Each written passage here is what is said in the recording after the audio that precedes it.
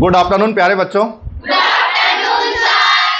जो आज की क्लास में हम नंबर ऑफ मोल्स कैसे याद करते हैं, मोल से रिलेटेड क्वेश्चन करेंगे, जिसमें आपको पता होना चाहिए कि 1 मोल की वैल्यू किसके इक्वल होती है बेटा?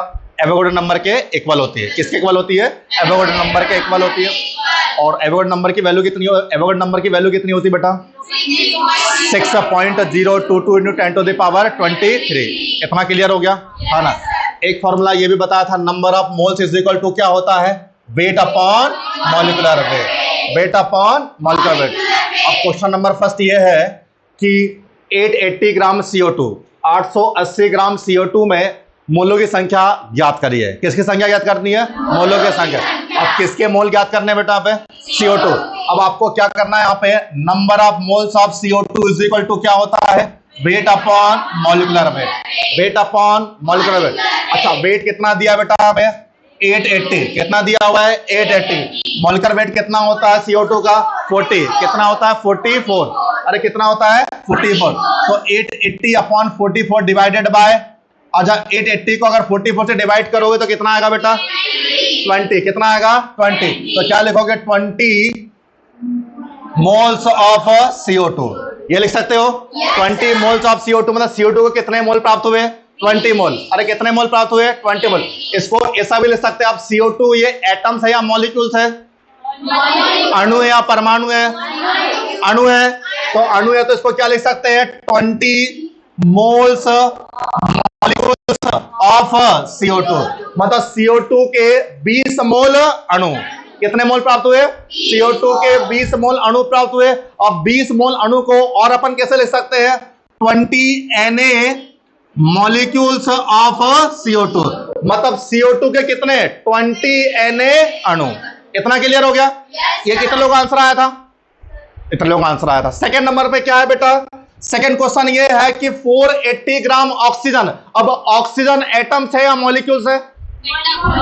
अरे ऑक्सीजन एटम्स है या मॉलिक्यूल्स है? अरे ओनली फॉर ऑक्सीजन एटम्स है। अरे एटम्स है तो क्या लिखोगे? Number of moles of oxygen is equal to, weight कितना दिया है?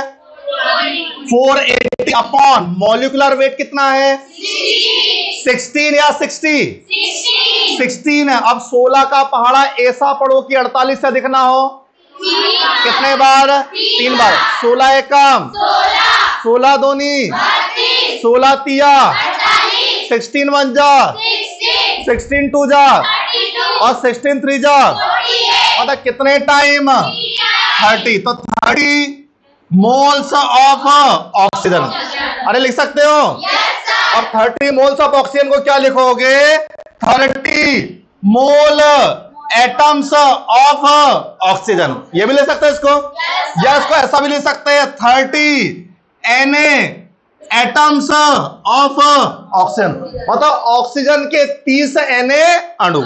ये कितने लोगों का आंसर आया? वेरी गुड, है ना? थर्ड नंबर पे नेक्स्ट क्वेश्चन क्या बेटा?